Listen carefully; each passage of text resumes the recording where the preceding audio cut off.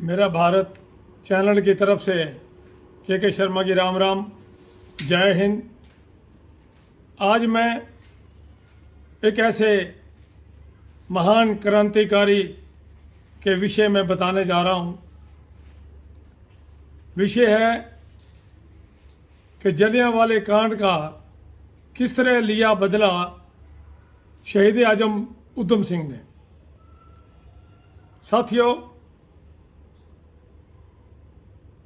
भारत में इससे निश्चित हत्याकांड शायद और कोई नहीं हो सकता था आज़ादी से पहले। शायद महात्मा गांधी का सबसे पहला जो आंदोलन था वो भी यही सफल हुआ था।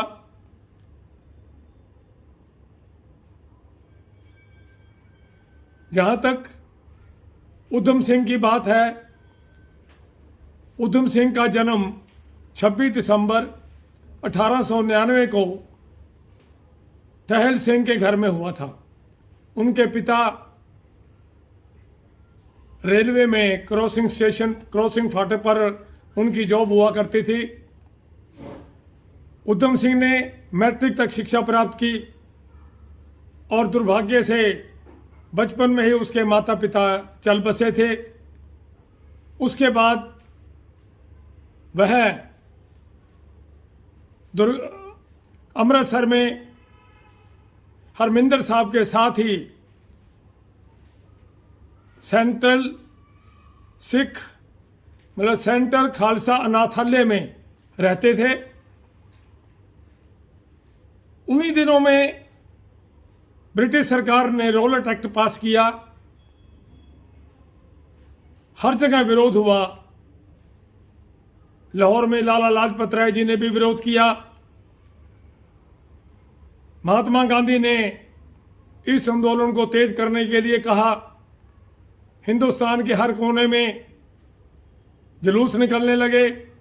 ठीक उसी प्रकार अमृतसर में भी 10 अप्रैल 1919 को हिंदू मुस्लिम इकट्ठों का जुलूस निकला।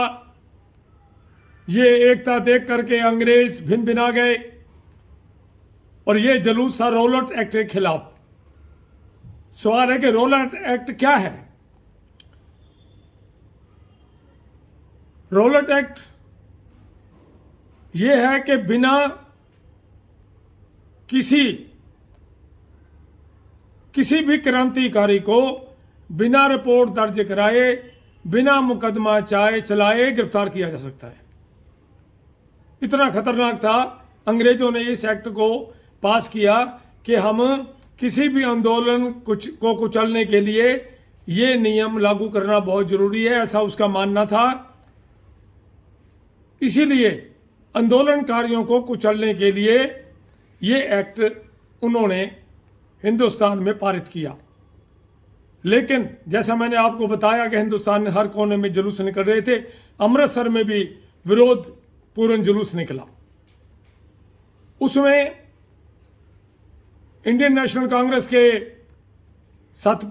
मिस्टर सतपाल व सफीउद्दीन किचलू, उन दोनों को उस जुलूस के दौरान गिरफ्तार कर लिया गया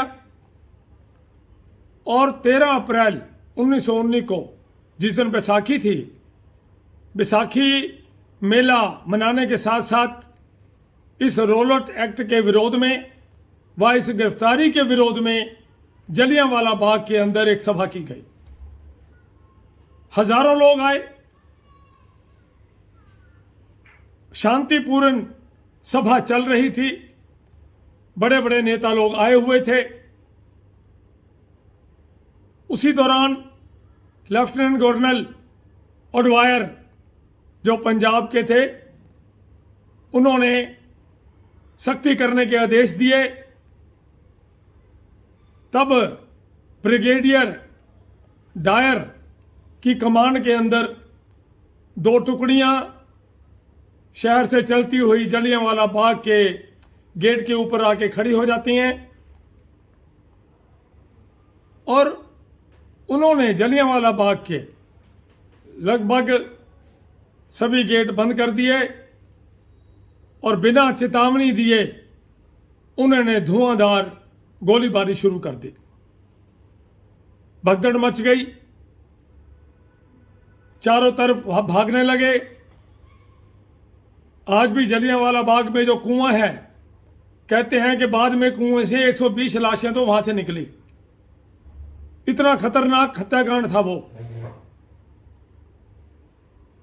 उस समय हजारों लोग भगदड़ के दौरान जख्मी हो गए। बताया जाता है कि 1500 से ऊपर लोग जख्मी हुए, करीब 500 के लोग मारे गए। इतना खतरनाक हत्याकांड था ये। उस समय जब सभा चल रही थी तो उधम सिंह और इसका दोस्त, ये दोनों लोगों को पानी पिला रहे थे, पानी पिला करके सेवा कर रहे थे। इन्होंने यह सब देखा। जब गोलीबारी समाप्त हुई तब उधम सिंह ने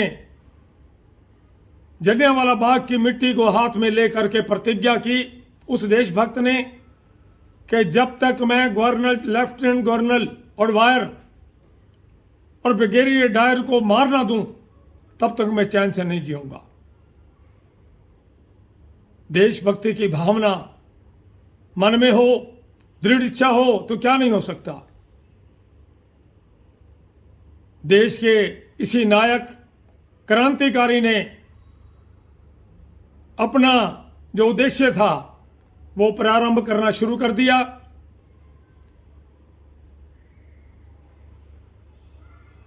तब हालांकि ब्रिटिश के अंदर इस बात की बहुत आलोचना हुई कि ये गलत हुआ है, और आप इस बात पे हैरान होंगे कि जो मिस्टर ब्रिगेडियर डायर था वो ब्रिटिश के लोगों की आलोचनाएं सुन सुनकर कि ये गलत किया है, वो खुद ही बीमारी से पीड़ित हो गया।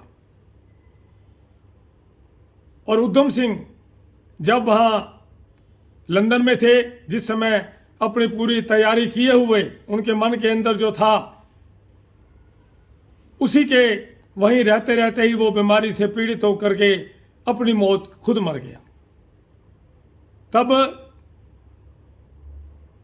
लंदन में रहकर जब उधम सिंह को यह पता लगा, करीब 21 वर्ष के बाद 26 दिसंबर को लंदन के काक सटर हॉल में, जहां पर पंजाब के पूर्व लेफ्टिनेंट गवर्नर ओडवायर का भाषण होने वाला था, तो उधम सिंह ने अपनी दृढ़ इच्छा लेकर के वो भी उस सभा में पहुंचे। जिस समय वो जलियांवाले बाग को सही ठहरा रहा था, लोगों की जो हत्या हुई सही ठहरा रहा था और डायर की तारीफ कर रहा था, ठीक उसी समय उधम सिंह ने तड़ातड़ 2 गोलियां चलाई, जो 2 गोलियां जाके लेफ्टिनेंट गवर्नर ओडवायर को लगी और वो वहीं धराशायी हो गए।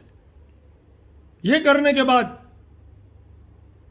देश का जांबाज, देश का वीर सपूत, क्रांतिकारी कहीं भागा नहीं, वो वहीं पर खड़ा रहा और उसने आत्मसमर्पण कर दिया। ब्रिटेन के अंदर हाहाकार मच गया इस बात का कि एक भारतीय ने आकर के जलियांवाले बाग का बदला ले लिया। साथियों, तब मुकदमा चला। मुकदमे के दौरान उसने स्पष्ट रूप से स्वीकार किया और कहा कि मेरे देश में जलियांवाला बाग में निर्दोष लोगों पर गोलियां चलाई, मैंने प्रतिज्ञा की थी कि मैं मारूंगा और मैंने मारा, अपनी प्रतिज्ञा पूरी की। इस प्रकार यह केस चलता रहा 4-5 साल तक और आखिर में 31 जुलाई 1940 को उधम सिंह को फांसी दे दी गई। ऐसा वीर सपूत देश के अंदर उधम सिंह जैसा भी ऐसा कोई उदाहरण नहीं था। सरकार बनने के बाद देश के पहले प्रधानमंत्री जवाहरलाल नेहरू ने, उन्होंने शहीद आजम उधम सिंह का सम्मान दिया, नाम दे करके, और उत्तर प्रदेश के अंदर जो आज उधमपुर के नाम से शहर जाना जाता है, वो भी उस समय मायावती सरकार ने उधम सिंह के नाम के ऊपर ही उस नगर को किया। हम कभी कभी सोचते हैं कि हम इतना आनंद ले रहे हैं आज़ादी का, इन शहीदों के कारण ही हम आनंद ले रहे हैं। उधम सिंह भी उनमें से एक थे। आज मेरा बात करने का मकसद यही है कि इन शहीदों को हमें याद रखना चाहिए। आज अगर मैं बोल रहा हूं तो मैं चाहता हूं कि आज की इस पीढ़ी को पता लगे कि हमें आज़ादी कैसे मिली, कैसे कैसे उधम सिंह जैसे नौजवानों ने अपना बलिदान दे दिया, कितना संघर्ष किया। लिहाजा इसलिए हमें इस देश की खातिर कुछ भी करने के लिए हमेशा तैयार रहना चाहिए। धन्यवाद। जय हिंद।